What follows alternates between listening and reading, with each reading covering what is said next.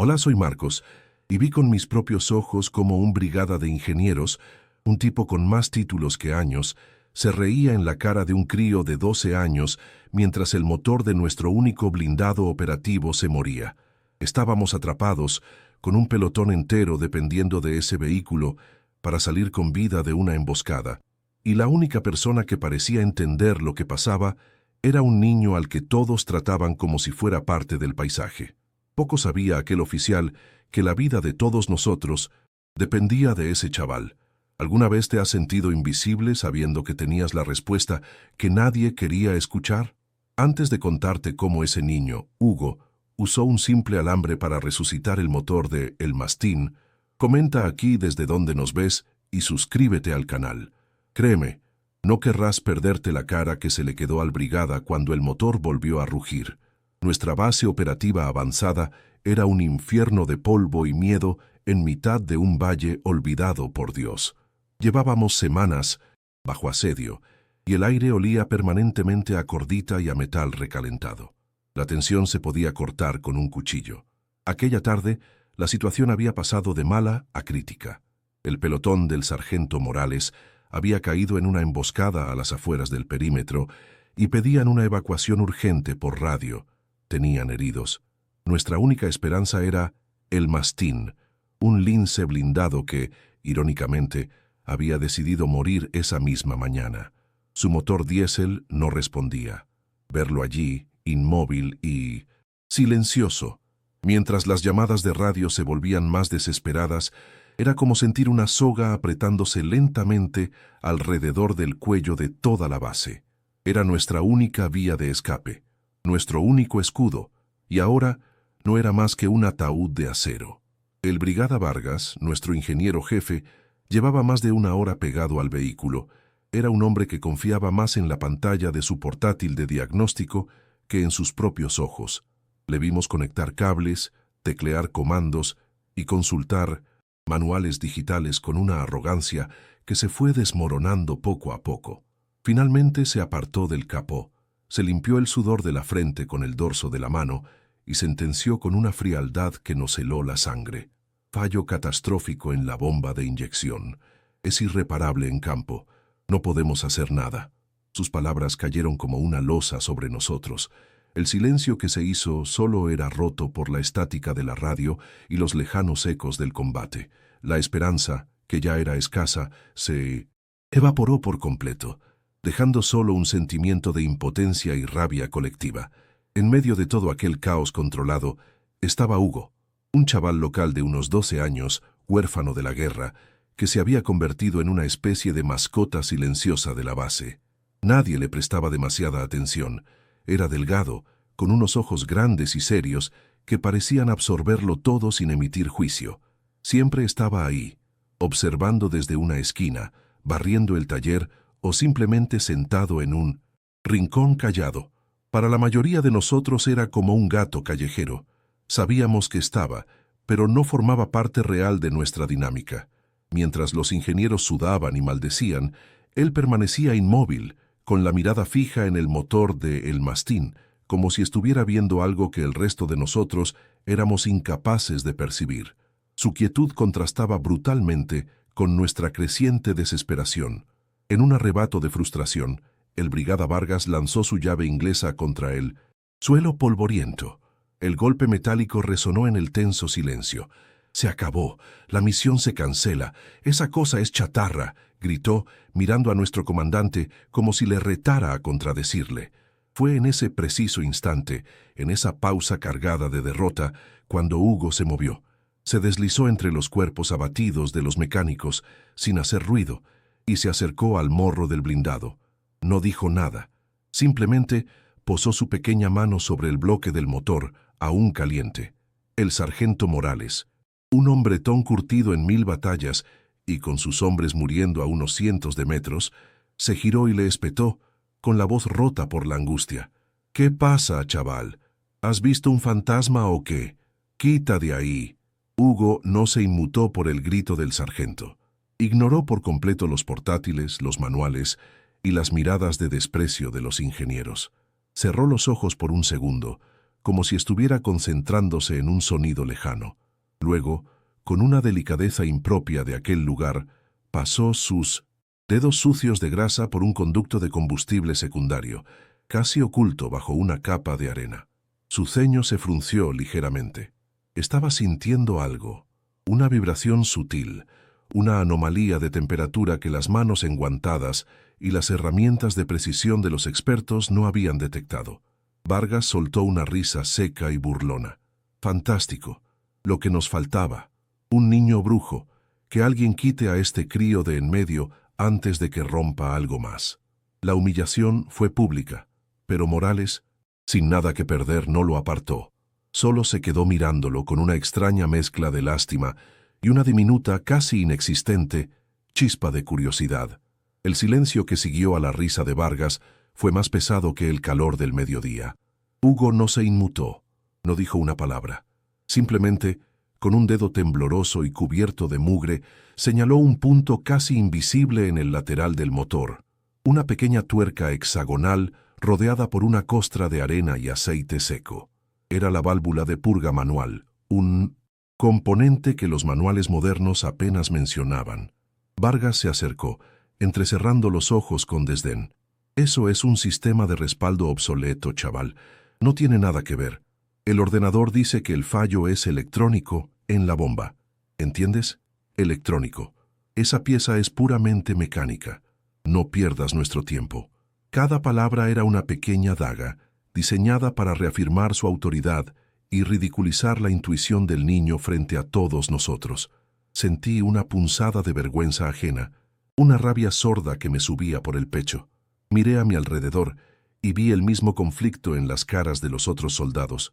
Estábamos atrapados entre la lógica aplastante de la jerarquía y una esperanza irracional y diminuta. Confiar en la palabra de un brigada condecorado era lo que nos habían enseñado. Era el protocolo, pero su lógica nos había llevado a un callejón sin salida, a escuchar por la radio cómo los hombres de Morales se quedaban sin tiempo.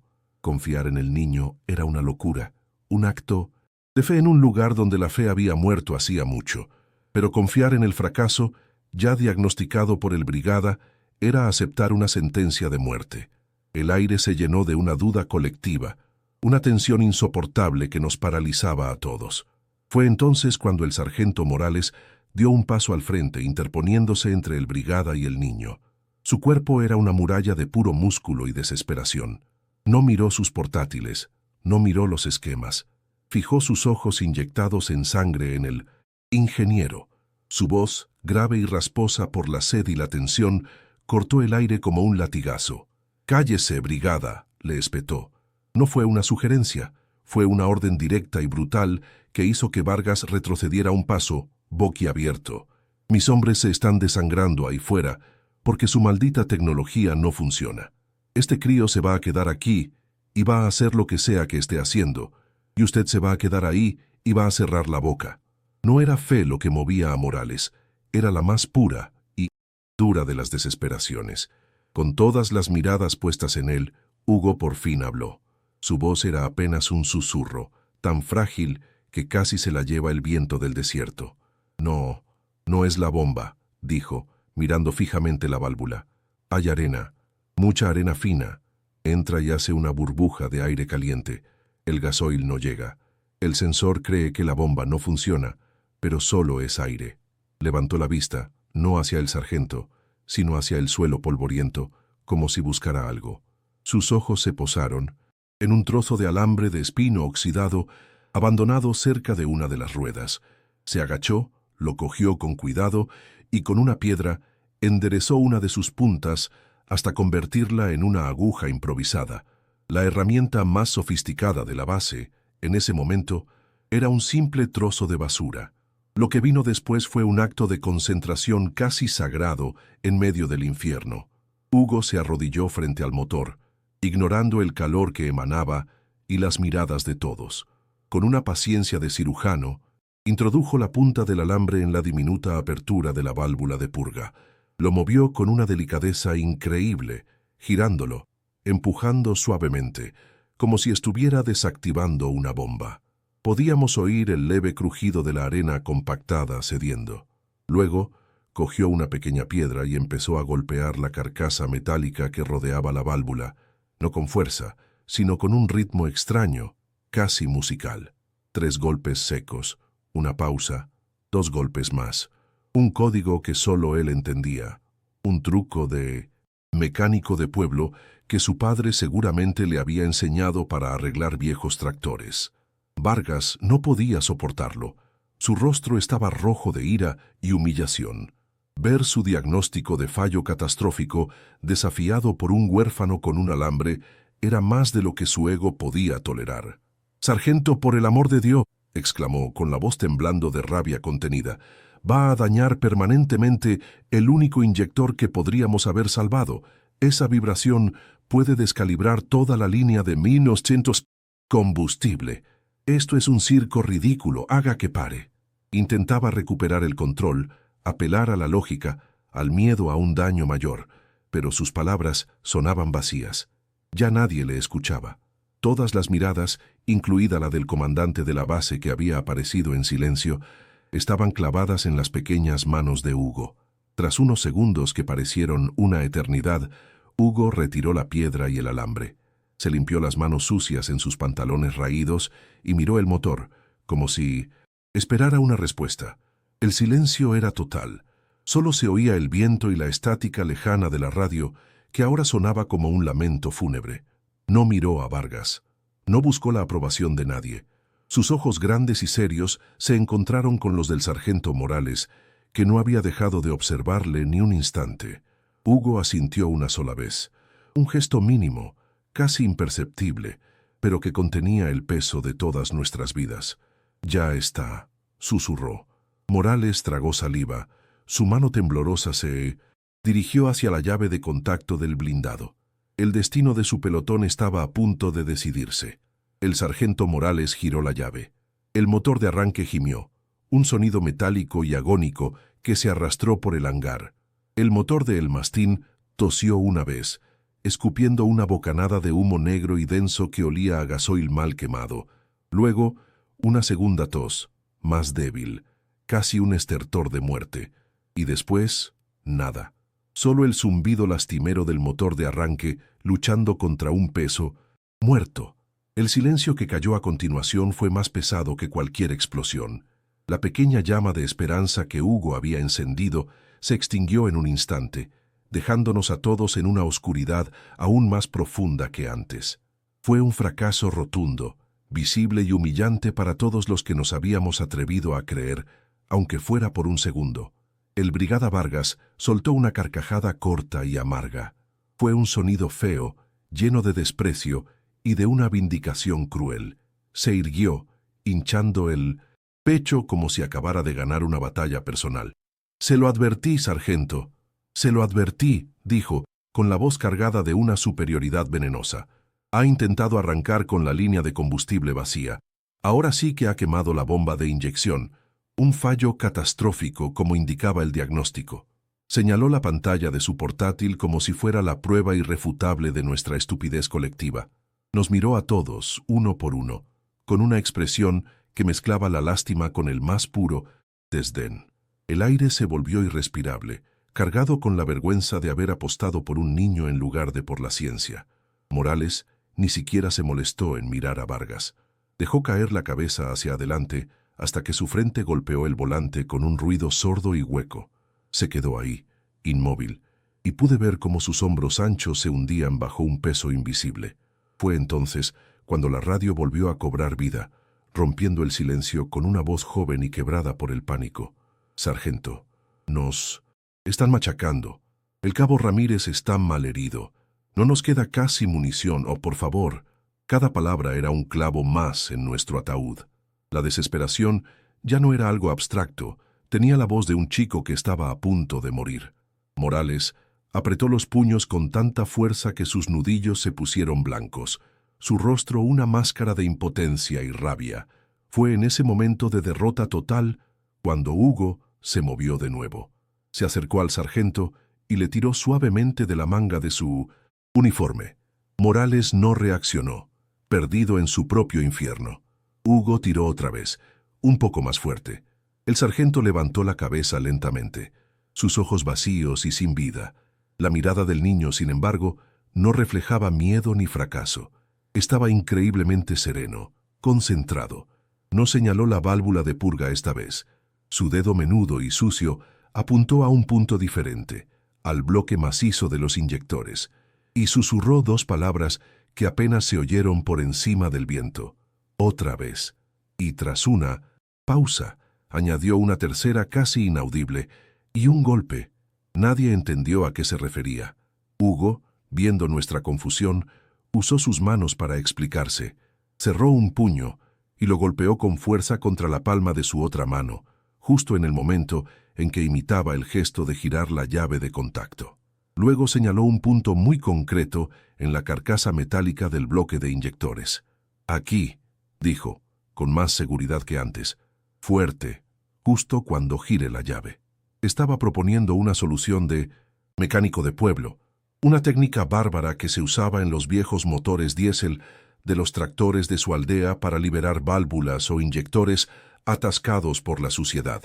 La idea de golpear con un objeto contundente una pieza de precisión de un motor militar de última generación era sencillamente una locura.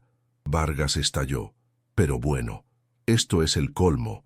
Es un completo lunático, gritó, con el rostro congestionado por la rabia. Va a reventar el bloque de inyectores. Esa pieza cuesta más que su miserable aldea. Le prohíbo terminantemente que nadie toque ese motor. Se abalanzó hacia adelante, con la intención de apartar a Hugo por la fuerza. Pero Morales fue más rápido. Se interpuso en su camino, agarrando al brigada por la pechera de su impoluto uniforme. Sus caras quedaron a centímetros de distancia. «Usted ya no prohíbe nada aquí», gruñó Morales, con una voz que era puro acero. Se giró, y sus ojos inyectados en sangre me encontraron entre la multitud. «Marcos, coge esa llave de tubo grande. Vas a hacer exactamente lo que diga el chaval». Ahora, el corazón me dio un vuelco. La orden era directa, ineludible. La jerarquía se había roto en 1000 pedazos. Cogí la pesada llave de acero del carro de herramientas. Pesaba 1 tonelada en mis manos temblorosas. Me acerqué al motor sintiendo las miradas de todos clavadas en mi espalda. Hugo me señaló el punto exacto, una pequeña superficie plana y reforzada en la carcasa del inyector. Me miró, luego miró al sargento y, de nuevo a mí, asintió lentamente, con una solemnidad que me heló la sangre. Morales volvió a poner su mano en la llave de contacto, sus nudillos blancos por la presión. Vargas nos observaba con los ojos desorbitados, como si estuviera presenciando un acto de herejía. El mundo entero pareció contener la respiración en ese instante, esperando el sonido del metal contra el metal y el veredicto final. La llave de tubo era un monstruo de acero frío y pesado en mis manos. Sentía cada gramo de su peso, como si fuera la responsabilidad directa por la vida de los hombres de Morales. Miré el motor, una maravilla de la ingeniería moderna llena de sensores y cables, y luego miré la herramienta primitiva que sostenía. Era una locura. Estábamos a punto de golpear un motor de 1 millón de euros con una llave inglesa, siguiendo las instrucciones de un niño. Vargas nos miraba con puro odio. Sus labios formaban palabras silenciosas que seguramente eran insultos, pero el sargento Morales ya no le prestaba atención. Sus ojos estaban fijos en mí, esperando, y yo a mi vez esperaba la señal del único que parecía entender qué estaba pasando. Un crío de 12 años con las manos cubiertas de grasa. La voz en la radio volvió a quebrar el silencio, esta vez más débil, más rota. «Sargento, es el cabo Jiménez. Le han dado... Repito, Jiménez ha caído. No aguantaremos mucho más». El nombre propio, un nombre que todos conocíamos, nos golpeó como una bala. Vi al sargento Morales cerrar los ojos con fuerza durante un segundo, una mueca de dolor puro cruzando su rostro curtido. La situación había dejado de ser una emergencia táctica para convertirse en algo personal y visceral. Ya no se trataba de si el blindado funcionaría o no. Se trataba de Jiménez, de los otros, de sacarlos de allí antes de que la siguiente llamada por radio fuera para anunciar otra muerte. La desesperación se había convertido en una necesidad física, un nudo en la garganta de todos los presentes. Vargas, viendo que su autoridad se había evaporado y que la locura estaba a punto de consumarse, hizo un último intento desesperado. Dio un paso hacia el comandante, que había observado todo el espectáculo en un silencio sepulcral. «Comandante, por su honor, detenga esta barbaridad», suplicó con la voz temblorosa. «Van a causar una fisura irreparable en el bloque. La garantía del fabricante, los protocolos, todo se irá al infierno». Ya no sonaba como un ingeniero superior, sino como un hombre aterrado viendo cómo el mundo, ordenado que conocía, regido por manuales y diagnósticos, se desmoronaba frente a sus ojos por culpa de la superstición y la desesperación. Su apelación a la lógica era el último estertor de un sistema que acababa de demostrar su inutilidad. El comandante, un hombre de pocas palabras y mirada penetrante, no se movió. No miró a Vargas. Sus ojos grises pasaron del motor a Hugo y luego se posaron en el sargento Morales. Durante un segundo que se sintió como una hora, el tiempo se detuvo. Y entonces ocurrió. El comandante hizo un gesto casi imperceptible, un leve y único asentimiento de cabeza dirigido a Morales. No fue una orden, no fue un permiso, fue un acto de fe. Fue la transferencia de toda la responsabilidad, de todo el protocolo, a la intuición de un sargento desesperado y a la sabiduría inexplicable de un niño. Con ese simple gesto, la jerarquía militar quedó suspendida. Vargas se quedó con la palabra en la boca, derrotado, invisible. El camino estaba despejado. Hugo se acercó a mí. Sus ojos no tenían ni una pizca de duda. Eran los ojos de un artesano a punto de dar el toque final a su obra. No dijo nada. Simplemente extendió su mano y tocó la llave de tubo que yo sostenía. Con su dedo me indicó el ángulo exacto. No con el filo, susurró, su voz apenas audible. Con la parte plana, un golpe seco y fuerte, justo ahí, como si quisieras despertar a alguien que está muy dormido. La simpleza de su analogía era brutalmente efectiva. Me posicioné, levantando la pesada herramienta. Mis músculos estaban tensos, mi respiración contenida. Iba a golpear el corazón de acero de El Mastín, y mi único guía era la fe ciega de un niño que hablaba con los motores. El silencio en el hangar era ahora tan denso que podías masticarlo. Morales me miró, luego a Hugo. El niño asintió de nuevo. Una última confirmación. El sargento colocó su mano sobre la llave de contacto, sus nudillos apretados con una fuerza sobrehumana. Yo levanté la llave de tubo por encima de mi hombro, apuntando al punto exacto que Hugo me había marcado. Podía sentir el sudor frío bajando por mi espalda. A mi lado, Vargas había retrocedido un par de pasos, con el rostro pálido, como si estuviera a punto de presenciar un sacrificio humano. El resto de los soldados contenían la respiración, sus ojos saltando de la llave en mi mano a la del sargento en el contacto. Todo se reducía a ese único, violento y coordinado instante. El grito de Morales resonó en el hangar como un disparo. ¡Ahora! En el mismo instante en que su voz rompía el aire, mi cuerpo reaccionó. Bajé la llave de tubo con toda la fuerza que pude reunir, un movimiento instintivo y desesperado. Al mismo tiempo, el sargento giró la llave de contacto hasta el fondo. El mundo se detuvo en el eco de dos sonidos que se fusionaron en uno solo, el del metal golpeando brutalmente contra el metal y el primer gemido agónico del motor de arranque, que esta vez sonaba diferente, como si algo profundo en sus entrañas de hierro se hubiera por fin quebrado y liberado. El sonido fue brutal, una fractura en el silencio tenso del hangar. Fue un único y violento estallido de metal contra metal que pareció hacer vibrar el aire. Sentí el impacto recorrer mi brazo como una descarga eléctrica, y por un instante cerré los ojos esperando la catástrofe, la rotura definitiva. Al mismo tiempo, el motor de arranque de El Mastín gimió con una fuerza renovada, un quejido agudo y desesperado que se mezcló con el eco de mi golpe. El vehículo entero se estremeció violentamente, como un animal herido al que acaban de despertar a la fuerza. Pero tras ese primer instante de violencia coordinada, solo hubo un breve silencio, un vacío aterrador en el que la esperanza, una vez más, pareció morir antes de nacer. El motor no había arrancado, solo había sido un espasmo. Y entonces, una tos, profunda, seca, gutural, una bocanada de humo negro y espeso, con un olor acre a gasoil mal quemado, salió disparada del tubo de Minoche Escape, envolviéndonos en una nube apestosa. El motor tosió una segunda vez. Un sonido más débil, un estertor que sonaba a fracaso. Vi la mandíbula del brigada Vargas empezar a tensarse, una mueca de triunfo cruel formándose en sus labios mientras se preparaba para decir «se lo dije». El corazón de todos se encogió en ese instante. Parecía que nuestro acto de fe desesperada solo había servido para confirmar su diagnóstico, para darle el golpe de gracia a nuestra única esperanza. El silencio que siguió a esa segunda tos fue el más pesado de todos, un silencio de derrota absoluta, de resignación final. Pero no fue el final. De las entrañas de la bestia de acero surgió un tercer sonido, diferente. No era una tos, era un carraspeo, un intento de coger aire. Y de repente, el infierno se desató.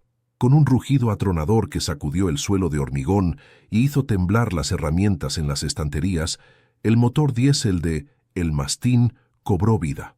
No fue un arranque suave, fue una explosión de potencia contenida, un grito de guerra metálico que ahogó por completo la estática de la radio, el viento del desierto y los lejanos ecos del combate. Era el sonido más hermoso que había oído en mi vida. Era el sonido de la esperanza, de la rabia, de una segunda oportunidad. El blindado ya no era un ataúd, era un monstruo despierto y furioso, listo para la batalla. Durante un segundo eterno, nadie se movió. Estábamos paralizados, aturdidos por el estruendo y la incredulidad. Y entonces, el hangar estalló. Un grito colectivo, visceral, una oleada de alivio y euforia que se apoderó de todos nosotros. Los soldados se abrazaban, se daban palmadas en la espalda, reían a carcajadas con lágrimas en los ojos. Vi al sargento Morales golpear el salpicadero con el puño cerrado, no una, sino 3 veces, con una mezcla de furia y gratitud que le deformaba el rostro. Su mirada se cruzó con la mía y en sus ojos inyectados en sangre vi la promesa de una venganza inminente. La desesperación se había transformado en adrenalina pura. La misión no solo estaba de vuelta, ahora era algo personal para cada uno de los hombres presentes en ese hangar. Me giré para buscar al brigada Vargas. Su cara era un poema de incredulidad y humillación. Estaba pálido, con la boca abierta y los ojos fijos en el motor rugiente, como si estuviera viendo una aparición. Su portátil de diagnóstico, con su veredicto de fallo catastrófico, yacía olvidado a sus pies, un ídolo inútil de una fe que acababa de ser profanada. Todo su mundo de protocolos, manuales y certezas se había desmoronado por el golpe de una llave de tubo y la intuición de un niño. No había rabia en su rostro, solo un vacío absoluto. En ese instante, dejó de ser una figura de autoridad. Se convirtió en un fantasma, un testigo irrelevante de un milagro que su ciencia no podía explicar y que su arrogancia no le había dejado ver. En medio de todo aquel estallido de euforia, Hugo permanecía inmóvil al lado del motor. No sonreía, no celebraba. Simplemente observaba la máquina, con la cabeza ligeramente ladeada, escuchando el ritmo perfecto y constante de los pistones. Era como un músico escuchando su obra maestra después de una interpretación impecable. Extendió su pequeña mano y la posó suavemente sobre la carcasa vibrante, no para comprobar nada, sino como una caricia, un gesto de comunión con la bestia que acababa de despertar. Luego, con una calma que contrastaba brutalmente con el caos que nos rodeaba, se limpió la grasa de las manos en sus pantalones raídos y levantó la vista. Sus ojos se encontraron con los del sargento Morales y asintió una sola vez. El trabajo estaba hecho. La celebración duró exactamente 5 segundos más. La voz de acero del sargento Morales cortó el aire como un cuchillo, devolviéndonos a la cruda realidad. Se acabó la fiesta. Vámonos. Se giró en su asiento y me señaló. Marcos, artillero, a tu puesto. El resto, prepárense para dar cobertura. Vamos a sacar a nuestros chicos. De ahí. Las palabras activaron un resorte en todos nosotros. El alivio se convirtió en un propósito afilado y letal. Corrí hacia la torreta, el rugido del motor envolviéndome. sintiendo sus vibraciones en mis huesos. El mastín ya no era solo un vehículo, era nuestra furia, nuestra esperanza y el puño de acero que estaba a punto de golpear el corazón del enemigo. Hugo nos había dado un arma y estábamos a punto de usarla.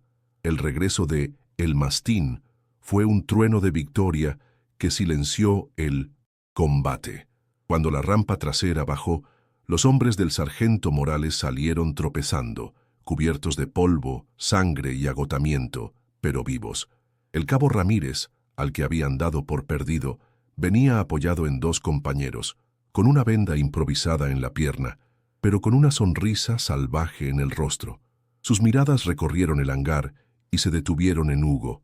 Ninguno dijo nada, pero vi cómo sus ojos, los ojos de hombres que habían vuelto del infierno, se posaban en aquel crío con una mezcla de asombro y una gratitud tan profunda que era casi dolorosa. Fue un silencio que valía más que cualquier medalla. En ese instante, Hugo dejó de ser un huérfano invisible. Se convirtió en el ángel de la guarda con las manos manchadas de grasa. A partir de ese día todo cambió. Hugo ya no era el gato callejero que barría las esquinas. Se convirtió en una leyenda silenciosa. Los soldados le hacían un gesto de respeto al pasar. En el comedor siempre había un plato extra para él en la mesa de los suboficiales. Le apodaron con una mezcla de cariño y reverencia el guardián del parque móvil. Los mecánicos, que antes le ignoraban, ahora le consultaban con la mirada cuando un motor sonaba raro. No esperaban una respuesta técnica, sino una sensación, una intuición. Le veían pasar la mano por un capó, cerrar los ojos y asentir o negar con la cabeza, y le creían. Su presencia se convirtió en un amuleto, un recordatorio viviente de que la esperanza podía surgir del lugar más inesperado y que la arrogancia era el camino más corto hacia el desastre. El sargento Morales se tomó la protección de Hugo como una misión personal. Le encontró un catre en su propio barracón, lejos de las miradas curiosas. Le consiguió un par de botas de su talla y un uniforme de faena que, aunque le quedaba enorme, le hacía parecer uno más de nosotros. Comían juntos y Morales le contaba historias de su pueblo, mientras Hugo escuchaba en silencio, asintiendo de vez en cuando. No era una relación de padre e hijo, era algo más profundo. Era el vínculo entre un hombre que le debía la vida de sus hombres y un niño que le había recordado el valor de la humildad y la fe en lo imposible. Morales se aseguró de que nadie volviera a tratar a Hugo con lástima o desdén. Su mirada bastaba para silenciar cualquier comentario fuera de lugar. La caída del brigada Vargas fue tan silenciosa como estrepitosa había sido su arrogancia. Se convirtió en una sombra. Pasaba los días encerrado en su contenedor oficina, rodeado de sus portátiles y manuales, que ahora parecían reliquias de una fe rota. Ya no daba órdenes, apenas hablaba. Los hombres que antes le temían, ahora le miraban con una mezcla de lástima y desprecio. Una semana después del incidente, un helicóptero aterrizó en la base. Vargas subió a bordo con una pequeña bolsa sin mirar a nadie. No hubo despedidas, ni explicaciones. Simplemente desapareció. Se lo tragó el mismo sistema que él había defendido con tanto ahínco. Un sistema que no tenía lugar para el fracaso, y menos para uno tan humillante. Su ciencia había sido derrotada por un trozo de alambre y un golpe de llave inglesa. Un par de días después, el comandante de la base nos reunió a todos en el hangar, junto a El Mastín, que ahora roncaba con una salud perfecta. No fue una ceremonia oficial. No había banderas ni discursos. El comandante se plantó delante de Hugo y le miró a los ojos. «Las medallas se dan por actos de valor en combate», dijo con su voz grave. «Esto es diferente. Esto es por pertenecer». Y ante el asombro de todos, se arrancó el parche de su propia unidad del brazo, el emblema que todos llevábamos con orgullo, y se lo entregó a Hugo. El niño lo tomó con sus manos pequeñas, mirando aquel trozo de tela bordada como si fuera el tesoro más grande del mundo. No era un premio, era una declaración. Hugo ya no era un huérfano de la guerra. Tenía una familia, tenía un hogar. Aquel día, entre el polvo y el caos de la guerra, todos aprendimos una lección que ningún manual militar podría enseñar. Aprendimos que la verdadera pericia no siempre viste uniforme ni ostenta un rango, que la sabiduría no se mide en títulos ni en años de experiencia.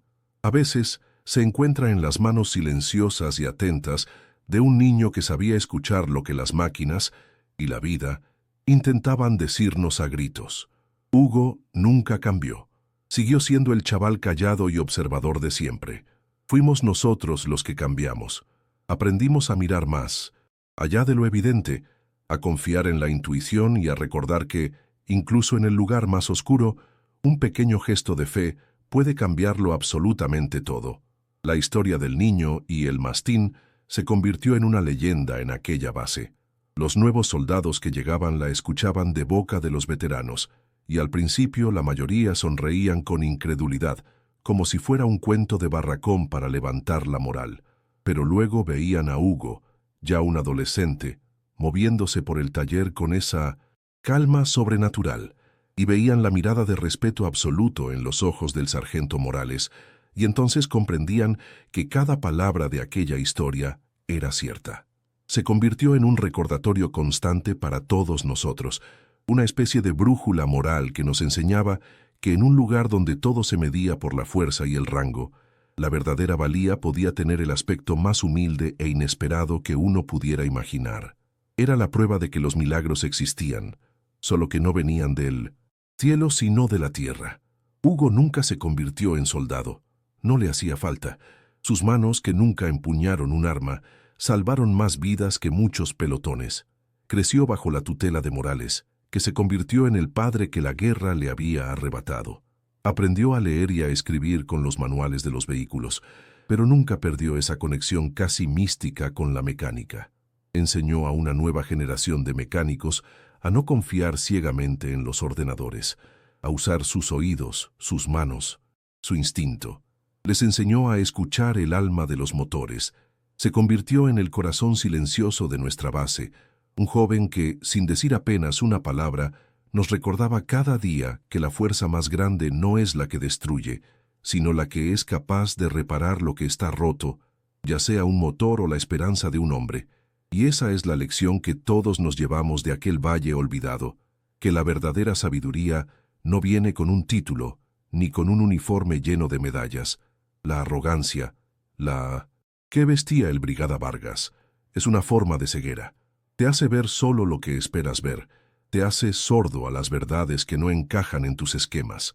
La humildad, en cambio, es la que te permite ver el mundo tal y como es, con todas sus complejidades y sus soluciones inesperadas. Aquel día, entre el polvo y el caos, aprendimos que la pericia más valiosa de todas no era la que se aprendía en una academia, sino la que se encontraba en las manos silenciosas y atentas de un niño que sabía escuchar lo que el mundo intentaba decirnos a gritos. Esa memoria la llevo grabada a fuego. Han pasado muchos años desde que dejé aquel desierto, pero la imagen de Hugo, con su llave de alambre, sigue tan nítida como el primer día. Cambió la forma en que veo a la gente. Ahora cada vez que veo a alguien ser ignorado, subestimado o tratado con desprecio por no encajar en el molde, me acuerdo de él. Me acuerdo de su calma, de su certeza silenciosa frente a la burla de los que se creían superiores. Esa experiencia me enseñó la lección más importante de mi vida, que las respuestas más cruciales a menudo provienen de las voces más pequeñas, y que la mayor estupidez que un ser humano puede cometer es creerse demasiado importante como para agacharse y escuchar. Y esa es la historia que quería compartir con vosotros. Si conoces a alguien que necesita escuchar este mensaje, alguien que se siente invisible o subestimado en su trabajo, en su familia o en su vida, por favor, comparte este vídeo con esa persona. A veces, todo lo que necesitamos es que alguien nos recuerde que nuestro valor no depende de la opinión de los demás. No te olvides de suscribirte para más historias sobre encontrar tu propio camino y tu propia fuerza, incluso cuando el mundo insiste en que no la tienes. Gracias por escucharme.